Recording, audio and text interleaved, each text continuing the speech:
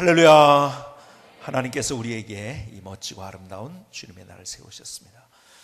날씨가 춥지만 그러나 우리가 정말 주님을 향해서 일상의 모든 것들을 뒤로하고 이 자리에 나왔습니다. 오늘 이 자리에 함께한 여러분 모두를 주님의 이름으로 환영을 드리고 삶의 더 멋진 하나님의 역사들이 새로워질 수 있기를 주님의 이름으로 축복합니다. 축복합니다. 우리 앞뒤 좌우 돌아오면 서로를 축복합시다. 주님의 이름으로 축복합니다. 앞도 보시고 뒤도 보시고 축복합니다. 축복합니다. 축복합니다. 축복합니다. 축복합니다. 네, 감사합니다. 여러분들이 다시 오늘 이 시간 사도 바울의 인생의 여정을 한번 그림을 그리면서 추적해 보지 않겠습니까? 사도 바울이 어디에서 태어났죠? 어디에서 태어났죠? 다소에서, 길리기아 다소에서 태어났습니다. 이 다소가 어떤 곳인지 아십니까? 다소가 굉장히 유명한 곳인데요. 무엇으로 유명하냐면 그 옛날에 그러니까 사도 바울보다 조금 전 시대죠. 조금 전 시대에 바로 한 세대 전에 유명한 클레오파트라와 그리고 시저가 데이트를 하던 곳입니다. 이것이 여기서 데이트를, 그 대단한 사람들이 여기서 데이트를 했다는 말은 무슨 말이겠습니까? 굉장히 아름답고 낭만이 있는 도시겠구나. 이미 여러분들이 머릿속에 그리시죠? 뿐만 아니라 로마보다 더 로마다운 도시, 아주 아름답고 그리고 멋진 도시였었습니다. 그런 도시에 태어났다는 것, 이것이 자랑이겠죠. 그렇죠? 내가 어떤 도시에 태어났느냐, 이것이 참 우리의 자부심이 될 수 있잖아요.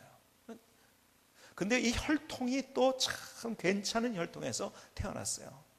옛날에 우리는 정말 이 혈통이 어떤 것인가를 굉장히 많이 따졌잖아요. 옛날에 우리가 지금은 별로 그런 것들이 없었지만 저희 어머니의 말씀에 의하면은 저희 어머님 이 가게가 사륙신 중에 하나인 박팽년의 아주 직계 후손이라서 앞에 거기 집성촌에 거기 저희 외갓집이 있는데 보면 사당도 있고 그런 곳이었습니다. 그런데 저희 아버님을 만나서 결혼하기 전에 서로 이제 그때는 이제 소개를 했잖아요. 다 중매를 하는 거니까 보지 않고 결혼하는 적도 많고요. 그런 적들이 많잖아요. 그렇죠? 그런데 그 사람이 누군가를 물어보는데 이 가게의 혈통이 기계유씨라는 얘기를 듣고 나서 그건 보지 않고 결혼해도 된다. 그래서 결혼을 하셨답니다. 제가 이래봬도 그런 기계유씨입니다. 굉장히 그런 걸 그러니까는 어떤 혈통이냐를 가지고 굉장히 따지고 양반이니 어쩌니 막 이런 것들. 근데 그 당시에는 더한 것들이었죠. 그런데 이 사람은 사도 바울은 유대인 중에 유대인이었어요. 그렇죠? 히브리인 중에 히브리인이었고 가장 순수한 혈통이라고 알려진 베냐민 지파.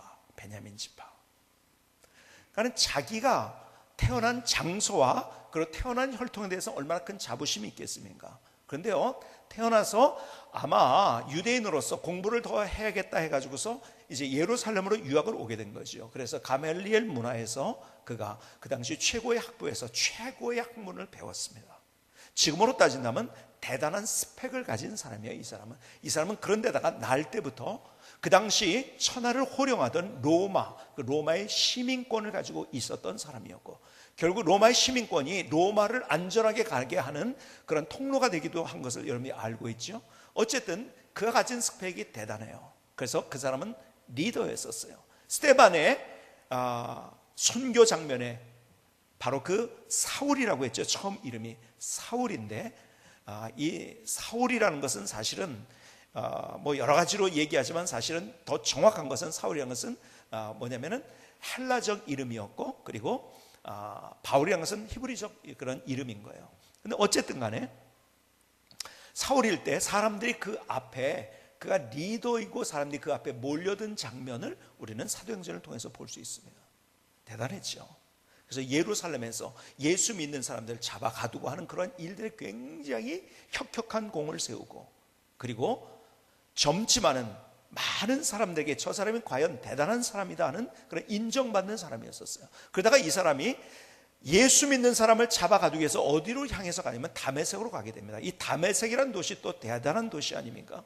다메섹은 지금 한 5,000년 된 도시인데요. 그 5,000년 전에 그 수천 년 전의 골목이 그대로 있는 아마 세계에서도 유래를 찾아볼 수 없는 그러한 대단한 지금 고대 도시가 그대로 있는 곳이 아마 이 다메섹, 아마 이런 도시가 거의 세상에 없는데요.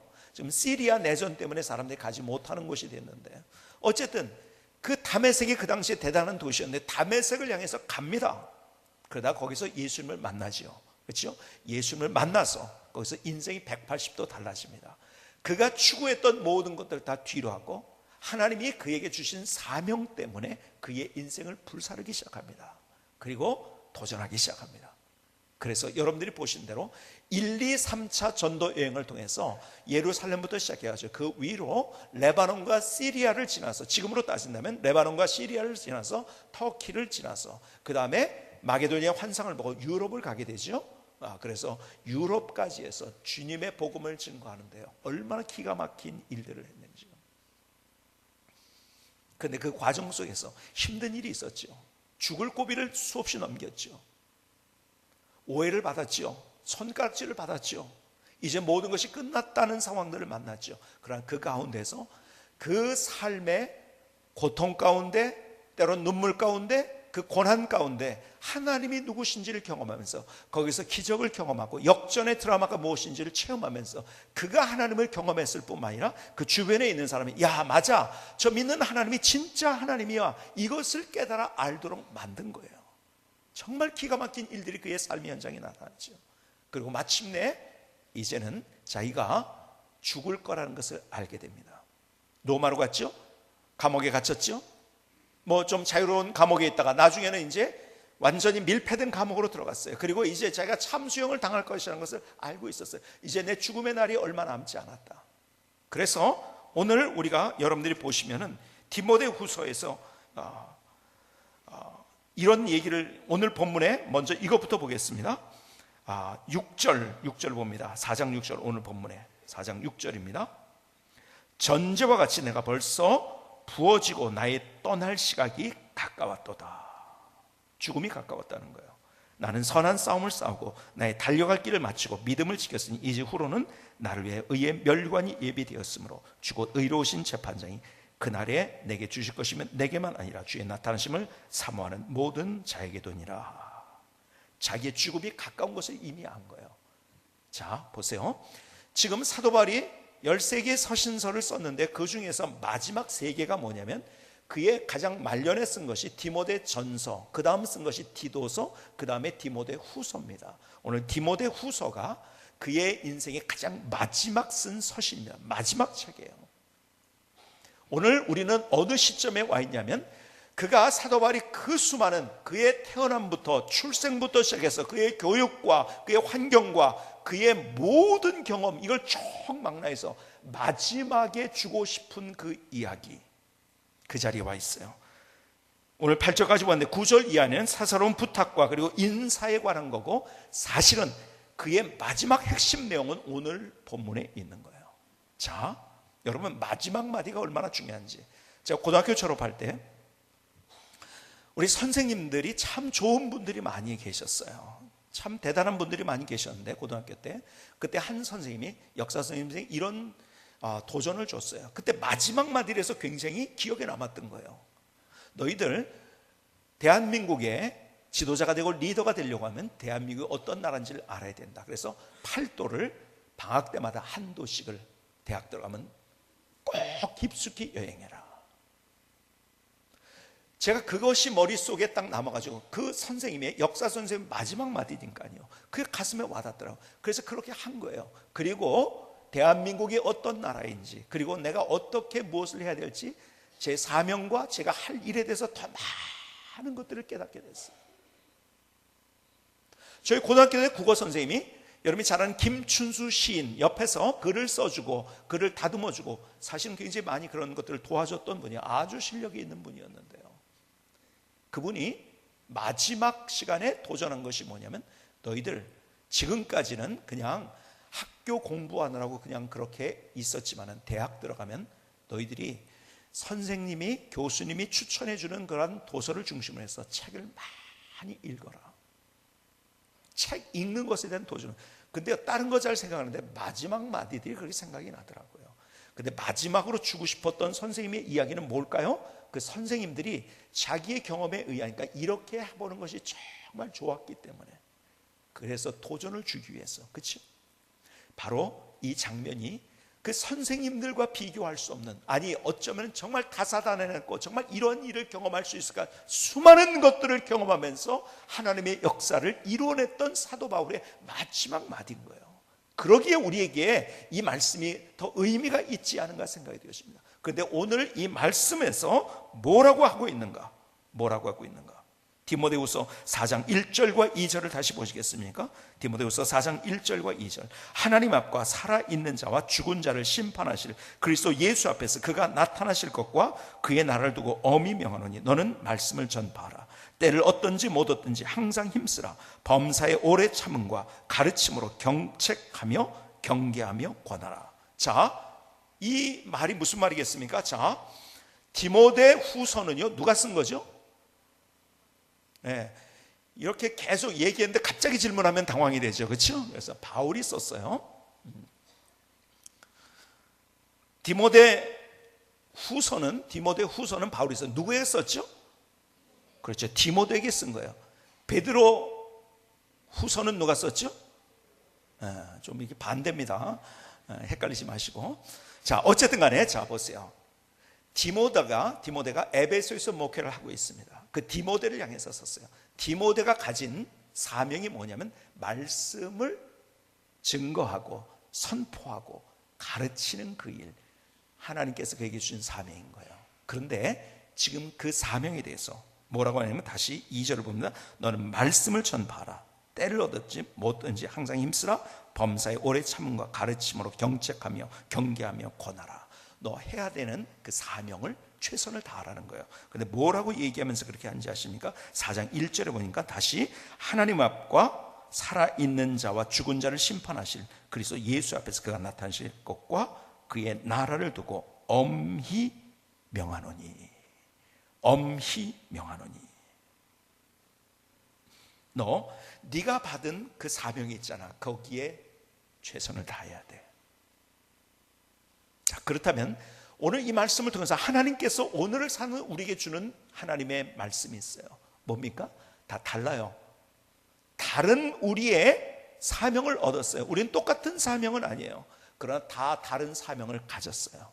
여러분, 우리는 이 땅에 온 것이 그냥 우연히 온 게 아니에요.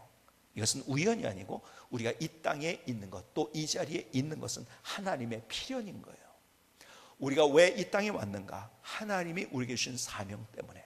우린 동물과 짐승들과 달라요.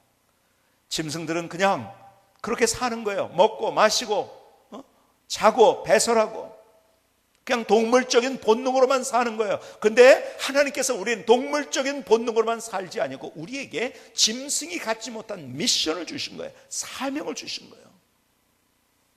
지금 디모데에게 그 사명 때문에 이렇게 삶을 살아가는 것처럼 주님께서 우리에게 하시는 말씀, 그 사명, 지금 사도 바울이 그의 인생을 살아가면서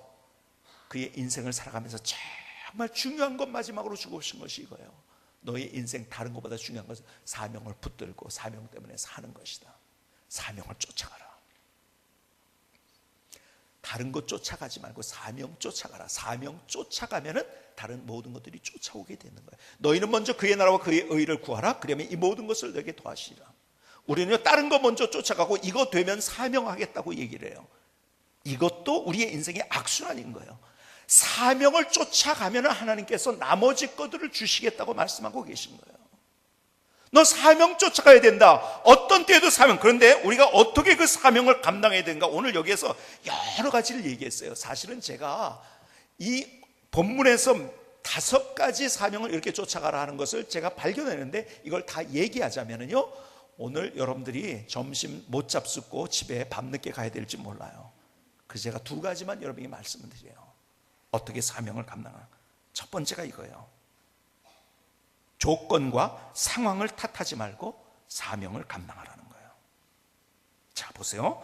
디모데후서 4장 2절인가? 너는 말씀을 전파하라. 때를 얻든지 못 얻든지 조건에 상관없이, 상황에 상관없이 탓하지 말고 때를 얻든지 못 얻든지. 범사에 오래 참음과 가르침으로 경책하며 권계하며 권하라. 네가 그 일을 하는데, 가르치고 말씀을 선포하는 그 일을 하는데 그것을 때를 얻든지 못 얻든지 간에 그 일을 해야 된다. 환경과 조건과 상황을 탓하지 말고. 디모데후서 4장 3절 이하에도 이렇게 말씀합니다. 때가 이르리니 사람이 바른 교훈을 받지 아니하며 귀가 가려워서 자기의 사욕을 따를 스승을 많이 두고 또 그 귀를 진리에서 돌이켜 허탄한 이야기를 따르리라. 사람들은요, 네가 그렇게 얘기해도 딴소리 할 거다, 안 들을 거다, 다른 것 쫓아다닐 거다, 그래도 해야 된다는 거예요. 하나님, 내가 이렇게 하나님의 말씀 선포하는 것으로, 내가 가르치는 것으로, 내가 하나님이 내게 사명을 서 일하는데 내 말 듣는 사람이 없네요. 다 딴 데 가서 기웃거리고 있는데 그래도 네가 그 일을 해야 된다는 거예요. 다시 말해서 오늘 본문에서 주는 중요한 메시지, 우리는요, 어떤 사명을 할 때 우리는 조건을 자꾸 따져요. 그리고 이게 얼마나 쉬운가, 편리한가. 요즘 세대는요, 편리를 굉장히 너무 쫓아다녀요. 그래서 모든 발명품들이 뭐예요? 편리하도록 만들기 위해서 발명이 된 거잖아요. 뭐든지. 그렇죠? 다 얼마나 편리한지요. 벌써 TV가 나온 지 오래됐지만 옛날에는 이게 뭡니까? 가서 돌려야 되잖아요. 이렇게 막. 그렇죠? 돌리다가요, 조금 더 편리하게 누르는 게 나왔어요. 누르는 게 나오다가 또 조금 더 편리하게 어떻게 해서요? 리모컨으로 가지고서 다 그냥 누워가지고서 움직이지 않고 그냥. 그러니까 요즘 얼마나 편리한지요. 별로 안 움직여도 모든 것이 돼요. 그냥 침대에 누워가지고 다 그 채널 돌릴 수 있어요. 불 끄고 다 할 수 있어요. 그렇게 어렵게 계단 오를 필요 없어요. 엘리베이터가 다 있으니까 얼마나 편리해요. 그렇죠? 자동차 타고요. 근데 그렇게 편리하게만 하면은요, 우리 인생 다 망가지는 거예요. 그거는요, 육체적으로도 망가지는 거고 우리가 정신적으로도 망가지는 거예요. 여러분, 때로는 우리가 편리한 것을 거스리는 것이 필요해요. 여러분, 계단을 좀 이용하세요. 돈 없이 우리가 사용할 수 있는 가장 좋은 피트니스 그리고 운동기계 뭔지 아세요? 계단이에요. 우리가 편리한 것을 거스릴 줄 알아야 돼. 근데 우리는 세상이, 유행이, 그리고 세상의 물줄기가 편리한 것을 쫓아가니까 우리가 어떤 일 하면서 분명히 저거 사명인데 그냥 편리하게만 하려고 그래요. 그리고 불편하면은요, 안 하려고 하는 거예요. 불편하면 견디질 못해요. 아니에요. 그러지 마라. 조건과 상황을 탓하지 말고 그 일을 해야 돼요. 그러니까 편리를 쫓아가는 것은 동물적인 감각이에요. 이것은. 근데 그 동물적인 감각을 거스리는 인생을 살 줄 알아야 된다. 이게 하나님께서 오늘 우리에게 주고 계신 말씀이에요. 여러분, 듀이 오젤라라는 사람 이야기를 들어보셨습니까? 이 사람은 2011년 10월 15일 50세 중년의 나이로 52세, 벌써 얼마나 나이가 많이 나요. 프로복싱 헤비급, 라이트 헤비급 에 도전을 하고 그리고 데뷔전을 가졌습니다. 52세에 데뷔전 가졌어요. 그리고 데뷔전에서 승리를 했어요. 그때 승리할 때 누가 전화를 해가지고 응원을 했냐면 오바마 대통령이 전화를 해서 응원을 해줬어요. 아니, 어떻게 이렇게 늦게 데뷔를 할 수 있는지 아십니까? 이 사람이요, 1977년에 한 노인을 죽였다는 혐의를 받아가지고 감옥에 가게 됩니다. 근데 자기는 안 죽였어. 근데 죽였다는 거예요. 그래서 사실은 감옥에 갇혀가지고 4번의 기회가 있었어요. 너 죽였다는 거 그냥 자백하고 순수하게 정직하게 그렇게 하면은, 그러면은 너 굉장히 감면이 많이 되니까 그렇게 해. 4번의 기회가 있었는데 다 거절합니다. 왜요? 나는 안 죽였어요. 그리고 그의 꿈이 자기가 무죄라는 것을 입증하는 것, 그것을 꿈을 꾸기 시작했어요. 26년 동안 교도소 생활을 했어요. 무려 20년. 그의 청춘을 다 버린 거예요. 자, 얼마나 억울할까요? 상황이 그를 도와주지 않아요. 환경이 그를 도와주지 않아요. 모든 것들이 다 막혀 있어요. 자기 말을 들으려고 하는 사람이 아무도 없어요. 그럼에도 불구하고 거기에서 그는 자기가 무죄라는 것을 이야기하고, 그러면서 오히려 그 감옥에서도 하나님을 향한 믿음을 가지고 그 감옥에 있는 사람들에게 감동을 주면서 그 감옥 생활에 수많은 사람들을 주님께로 인도하고, 그리고 수많은 사람이 주님께로 따라오게 만드는 정말 위대한 일을 한 거예요. 그리고 마침내 그가 무죄라는 것이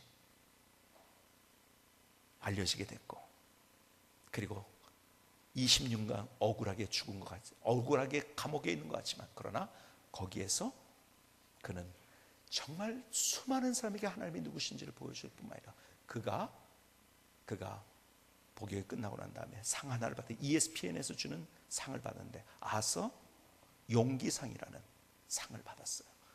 제가 얘기하는 중에 이렇게 천천히 가라고 했는데 빨리 가가지고 상 지난 게 아주 앞에 다 같이 상 받은 거예요. 그리고 52세에 도전을 해서 프로복싱. 그는 억울해서 환경이 나를 도와주지 않는다고 거기서 낭망하고 절망하고 인생을 그냥 끝내려고 하고 할 수 있었어요. 그런 환경이 그를 도와주지 않았지만, 그러나 그는 포기하지 않았어요. 그리고 자기 무죄를 입증하고, 그리고 자기의 경험을 통해서 자기처럼 어려운 가운데 있는 청소년들을 돕는 사역을 하는 그러한 사역의 꿈을 꾸면서 지금 이 사람은 미국의 희망의 아이콘이 됐어요. 왜 그런지 아세요? 환경이 도와주지 않아도 거기 포기하지 않았기 때문에. 근데 우리는 조건이 안 된다고, 환경이 따라주지 않는다고, 또 불편한 걸 견디지 못하면서 우리는 우리가 하나님 앞에 주신 사명에 대해서, 받은 사명에 대해서 그냥 그렇게 살아가는 우리의 모습이 되고 있지 않은지. 제가 10년 전에 어떤 분에게 이런 도전을 했어요. 이분이 정말 은사가 있는 분이고 소명이 있는 분이에요. 그런데요, 그냥 자기가 해야 될 그 목회가 아니라 다른 데서 그냥 목회는 그냥 뭐냐면 그냥 뭐 할 수 없이 하는 거고, 여기에서 자기가 돈을 벌 수 있고 뭐 여러 가지 할 수 있는 것이 있기 때문에 거기서 안주하고 있는 거예요. 그래서 제가 그런 도전을 했어요. 당신 정말 하나님 앞에 부르심을 받았느냐? 그러면은 거기 편리한 것, 또 거기 돈 버는 것 쫓아가지 말고 하나님께서 당신에게 주신 사명 쫓아갔으면 좋겠다. 제가요 강력하게 그분에게 도전을 했어요. 근데요, 그렇게 도전하면 자기의 많은 것들을 포기해야 되고, 그리고 힘든 많은 상황들, 그렇게 도전을 할 거예요. 10년이 딱 지난 다음에 저에게 하는 말이, 목사님, 그때 저를 그렇게 도전을 줘가지고 오늘의 내가 이렇게 있을 수 있게 되었습니다. 저는 사도 바울을 따라가지도 못하지만, 그러나 저의 인생의 뒤를 돌아보면서 사실은요, 제가 전도사 시절부터 하나님의 일을 하겠다고 하면서 수많은 좋은 조건들이 있는 것을 제가 쫓아가지 아니하고, 진짜 하나님이 나를 어디 있도록 말씀하시냐를 쫓아갔을 때 더 불편할 때가 있었어요. 또 힘들 때가 있었어요. 환경이 도와주지 않을 때가 있었어요. 그러나 그것을 쫓아갔을 때 나머지 모든 것들을, 앞서 말씀드린 것처럼 먼저 그의 나라와 그의 의를 구했을 때 나머지 모든 것들을 쫓아오게 만드시는 하나님의 역사를 경험한 거예요. 그래서 제가 사람들에게 도전한 거예요. 제가 2주 전에도 한 분에게 이런 도전을 했어요. 이분도요, 앞서 말씀한 것처럼 똑같이 그냥 이렇게 자기가 그냥 안주할 수 있는 그런 상황. 근데요, 하나님이 주신 그 사명에 대해서 제가 하려고 하면은요, 뭔가 여러 가지가 어려운 일들이 많은 거예요. 근데 제가 이렇게 도전을 했어요. 당신 그러고 그냥 그러다가 인생 끝날 거냐? 그랬더니요, 이분이 깜짝 놀라가지고, 자기 그렇게 한다고 했었거든요. 제가 다시 얘기했어요. 진짜 그렇게 인생을 살고 그렇게 끝날 거냐? 그랬더니 이분이 다시 정신이 번쩍 드는 거예요. 목사님, 내가 이렇게 있으면 더 편리하고 쉽고 안정적이지만은 나 인생 하나님이 내게 주신 사명 붙들고 다시 일어서겠습니다. 그렇게 했을 때 자기에 있는 모든 기득권을 다 내려놔야 되는 거예요. 그렇게 자기 결심했다는 거예요. 제가 그 소리를 듣는 순간에 또 이제 제 안에는 약간 부담이 오더라고요. 야, 이 사람이 내 말 듣고 했는데 잘 돼야 되는데, 그래서 기도 더 많이 해줘야겠다. 진짜 그래서 제가 기도에 대한 부담을 가지고 있어요, 이분들.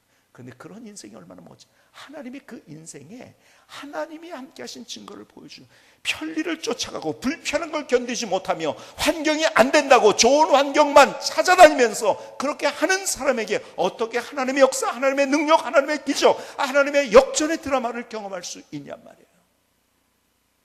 오늘 주님께서 우리에게 주시는 정말 중요한 것, 조건과 상황, 편리함을 쫓아가지 말고, 그것을 탓하지 말고, 조건을 탓하지 말고, 상황을 탓하지 말고 하나님의 사역을 감당하는, 이것이 지금 사도 바울이 디모데에게 주고 싶은, 그것이 또 하나님께서 우리에게 주고 싶은 하나님의 마음인 거예요. 그것이 하나님의 가슴인 거예요. 더 나아가서 그렇게 할 때 보세요. 자, 디모데 후서를 보십니다. 디모데 후서 4장 5절을 보십니다. 디모데 후서 4장 5절. 그러나 너는 모든 일에 신중하여 고난을 받으며 전도자의 일을 하며 내 직무를 다하라. 여기 보면 신중하라는 말은요, 정신 차리라는 말이에요. 원래 원어적인 의미가 너 정신 차리고, 우리 정신 못 차리게 하는 이 세대 가운데 우리가 살고 있잖아요. 나도 모르게 세상의 늪에서 허우적거리면서 빠져가지고 어쩔 줄 몰라 하는, 정신 못 차리는 이 세대에 살아가고 있는 우리를 향해서 정신 차려라. 그리고 이렇게 말합니다. 고난을 받아라. 무슨 말인지 아십니까? 누구나 고난을 받는 것은 두려워해요. 이 말 속에 담긴 중요한 의미가, 너 두려워하지 마라. 담대해라. 그리고 거기 도전해라. 그거 시작해라. 여러분, 제가 디모데 전후서를 강의하면서 처음에 계속 말씀드린 것이, 그래서 그것이 이번 시리즈의 제목이 되었지만, 디모데 전후서에 담대하라. 주님이 계속 우리에게 주는 디모데 전후서. 저는요, 디모데 전후서가 다른 거 생각 안 나도 이거 하나 생각나면은 우리가 그동안 성경 같이 본 의미가 있다고 생각해요. 담대하라, 이거 하나. 담대해라. 너 그거 가다가 망할 것 같다고? 그거 가다가 안 될 것 같다고? 아니야, 그거 생각하지 말고 담대. 내가 너무 암기하는데. 자, 보세요. 우리나라 말에 이런 말 있죠. 시작이 반이다. 이 원래 아리스토텔레스가 한 말로 이제 알려져 있는데요. 시작이 반이다. 이 말을 가만히 생각을 해봤어요. 아니, 왜 시작이 반이라고 할까? 시작이 시작이지. 처음인데, 그렇죠? 반이라고 했어요. 시작이 반이라는 의미가 뭘까? 가만히 생각해, 이런 거더라고요. 제가 그래서 오늘 푸른 초장에 칼럼도 썼는데요. 칼럼은 집에 가서 보시기 바랍니다. 지금 보시지 마시고. 자, 내가 어떤 일을 하는데 에너지가 이만큼 들어요. 이만큼 든다고 생각하세요. 그런데 그 에너지가, 일하는 에너지는 이만큼이에요. 우리가 어디에 에너지가 많이 들어가는지 아십니까? 그 일을 진짜 할 수 있을까 하는 불안한 마음, 두려운 마음. 두려움 가진 것 때문에 갖는 에너지가 이만큼인 거예요. 자, 그래서 보세요. 우리가 뭔가를 시작하려고 할 때 시작 못하는 이유가 뭔지 아세요? 그 두려움 때문에. 사실은 두려움 때문에 우리의 에너지가 너무 많이 소모되고 고갈된다는 거 아십니까? 그러니까 이미 시작했으면요, 이만큼 에너지 우리가 벌써 사용한 거예요. 그리고 이제 된 거예요, 이만큼. 그리고 이제 이렇게 하면 되는 거예요. 자, 예를 들어서 이런 거예요. 내가 기도하겠다. 예를 들어서 내가 금요기도에 이제부터 나와야겠다. 이제 예를 들어서 이제 시작을 한단 말이에요. 그러면 시작하기 전에 참 우리는 걱정을 너무 많이 해. 염려를 너무 많이 해. 가만히 있어 보자. 내가 이렇게 하다가 빠지면 어떡하지? 또 내가 나온다고 했다가 또 안 나오면 또 사람들이 뭐라고 그럴까? 여러분, 괜히 걱정하고 두려워하고 우리가 어떤 일이든지 그것 때문에 시작을 못하는 거예요. 그리고 그 두려움과 염려, 불안 때문에 우리가 앞서서 얼마나 에너지를 쏟는지요. 그런데 그 에너지 쏟지 말고 내가 그냥 바로 시작을 해버리면요, 얼마나 기가 막히게 더 많은 에너지를 거기에 사용할 수 있어요. 근데 이미 우리가 뭐 하나를 하려고 할 때 너무 두려움 때문에 에너지를 쏟아버리는 거예요. 두려움을 내가 지나가지고서 시작이 됐어요. 그러면 이미 반을 했다는 거예요. 자, 이 이야기 속에 담긴 정말 중요한 의미가 바로 이거라는 거예요. 우리는요, 어떤 일을 하는데 두려움 때문에 에너지를 너무 많이 사용해요. 염려와 불안 때문에 뭐를 한번 시도하려고 그래요. 근데 불안한 거예요. 그러니까 자꾸 우리는요, 뭘 해봐야지 하는 마음 가져요. 그렇죠? 근데 두려움 때문에, 불안 때문에 그걸 시도를 못해요. 그리고 이제 10년 후, 20년 후에 우리는 그래서 후회를 합니다. 그때 할 걸. 그렇죠? 그때 했으면 얼마나 좋았을까. 그러니까 우리는 참 그냥 마음만 가지고 있어. 그리고 시작을 못하는. 그래서 말씀드렸죠. 갑돌이와 갑순이가 서로 사랑을 했는데 결혼을 못한 이유가 뭐라고요? 동성동본이라서 갑시잖아요. 그렇죠? 갑돌이 갑순이. 근데 진짜 결혼을 못한 이유 마음뿐이었대요. 그렇죠? 아니요. 마음만 가지고 저 사람이 나한테, 내가 저 사람한테 사랑한다 얘기하면 어떡할까, 이거 자꾸 따지지 말고 그냥, 우리는 너무 두려움과 염려, 불안이 너무 많아요. 그래서 우리가 시작을 못, 그래서 시작하면 벌써 그 일에 반을 했다는 거예요. 근데 주님께서 이렇게 말씀하세요. 너 그 두려움과 염려 때문에 쏟는 에너지 쏟지 마라. 주님이 우리에게 말씀하는, 두려워 말라. 내가 너와 함께 하는데 담대해라. 염려하지 마라. 내가 너와 함께 하는데 담대해라. 불안해하지 마라. 내가 너와 함께 하는데 담대해라. 뭐 그렇게 내가 만나는 고난 때문에, 내가 만나는 문제 때문에 이러다가 실패하면 어쩔까 하는 그것 때문에 너의 에너지를 그렇게 쏟고 있느냐? 아니다. 내가 함께하면 할 수 있는데 왜 그러느냐? 오늘 주님께서 우리에게 도전하고 계신 거예요. 여러분, 하나님께서 여러분들에게 직장에서, 여러분의 사업지에서, 여러분의 일터에서, 여러분들의 가정에서, 교회에서 각각 다 다른 여러 가지 사명들을 주셨어요. 뭔지 모르겠어요. 다 달라요. 하는 일이 달라요. 그러나 하나님께서 그 일을 통해서, 하나님이 나를 통해서 이루실 그 일이 있는 거예요. 그런데 우리가 그것을 시작도 못하고 있는 나가 아닌가. 오늘 주님께서 우리에게 도전하고 계신 거예요. 그거 시작해야 됩니다. 달란트 비유 아시죠? 5달란트, 2달란트, 1달란트 받은 사람이 있어요. 5달란트, 2달란트 받은 사람은 칭찬을 받았어요. 그런데 1달란트 받은 사람은 칭찬을 못 받았어요. 아니요, 오히려 이렇게 말씀해요. 악하고 게으른 종아. 왜 그래요? 1달란트를 가지고서 내가 도전했다가, 사업에 도전했다가 실패하면 어떡하지? 이것 때문에 어떻게 했어요? 땅에 파묻었어요. 시작을 못했어요. 시작한 사람은 칭찬하셨어요. 근데 시작을 못하고 땅에 파묻은 사람은 어떻게 했어요? 악하고 게으른 종아. 근데 왜 시작을 못했다고요? 성경에 보니까 두려워하여. 우리는 우리가 그 일을 시작해야 되는데 실패를 두려워합니다. 사람을 두려워합니다. 사람들이 나한테 어떻게 반응할까, 그것을 두려워합니다. 내가 이렇다가 잘못되면 어떡할까, 너무 두려움과 염려 때문에 우리가 해야 될, 하나님이 내게 주신 사명이 있는데 그 일 해야 된다고 말씀하고 있는데, 거기서 하나님의 능력을 경험할 수 있고, 거기서 하나님의 기적을 경험할 수 있고, 하나님이 나와 함께 하신 증거를 경험할 수 있는데, 그래서 사도 바울이 그 말을 하고 있는 거예요. 사명을 쫓아갔더니 내가 하나님이 이렇게 만났다. 그래서 내가 엄히 너에게 얘기한다. 그 사명 붙들고 환경 탓하지 말고, 상황 탓하지 말고, 그 도전해라. 시작해라. 오늘 하나님의 마음을 읽을 수 있는 귀한 시간이 되었으면 좋겠습니다. 김승희 선교사님의 찬양을 들으시겠습니다.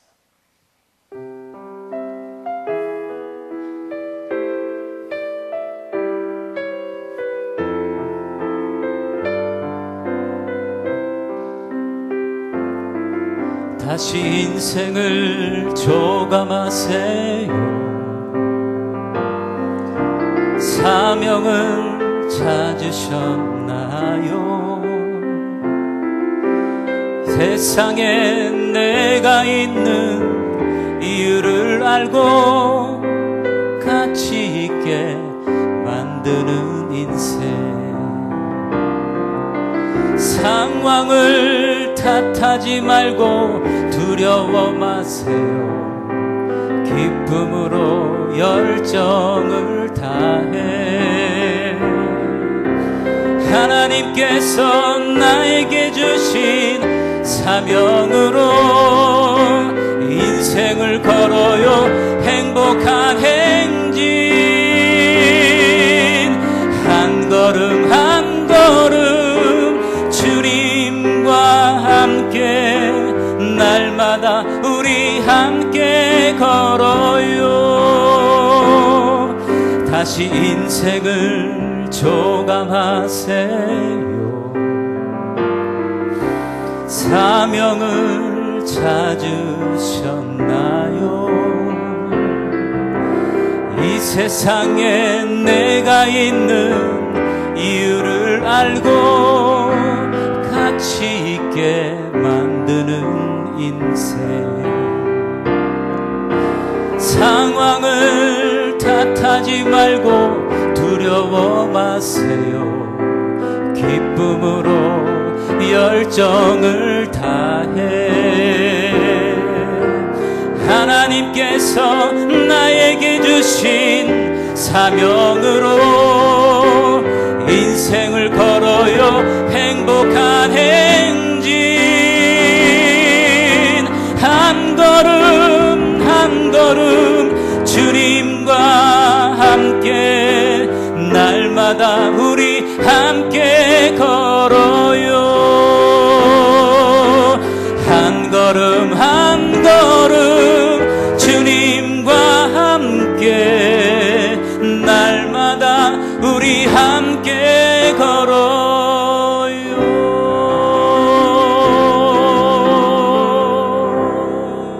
아멘. 하나님, 나의 고백입니다. 하나님, 나의 결단입니다. 하나님, 나를 받아 주시옵소서. 하나님, 내 인생의 여정을 걸어가면서 지금 내가 어디 서 있는가 생각해 보시겠습니까? 그리고 내 과거가 어떤 과거였는가, 그리고 내가 지금 어디로 가야 되는가, 무엇을 선택해야 되는가, 무엇을 시작해야 되는가. 하나님께서 우리의 삶 속에 각각 다르지만 다 다른 사명을 주셨어요. 일터에서, 가정에서, 교회에서. 여러분, 이것도 적어서 내시고요. 내가 다시 내 인생을 조감할 때 정말 내가 쫓아가야 될 것을 쫓아가고 있고 따라가야 될 것을 따라가고 있는가, 그리고 나를 따라와야 될 것이 따라오고 있는가. 반대로 되면 안 되는 거예요. 그건 악순환인 거예요. 너희는 먼저 그의 나라와 그의 의를 구하라. 우리가 사명을 쫓아가는 거예요. 나머지 하나님께서 따라오게 만드시는 거예요. 나머지를 따라가면 우리는 늘 공허하고 힘들고 우울하고 지치고 뭔가 가진 것 같은데 힘들고 가치 없는, 의미 없는 인생으로 그냥 그저 그렇게 살아가게 되는 거예요. 오늘 내가 선택해야 될 것을 선택했는가, 내가 시작해야 될 것을 시작했는가, 내가 따라가야 될 것을 따라가고 있는가. 오늘 주님이 내게 들려주시는 그 음성 들을 수 있기를 주님의 이름으로 축복합니다. 기도하시겠습니다. 조용히 우리의 마음을 주님 앞에 드리며 나가십니다.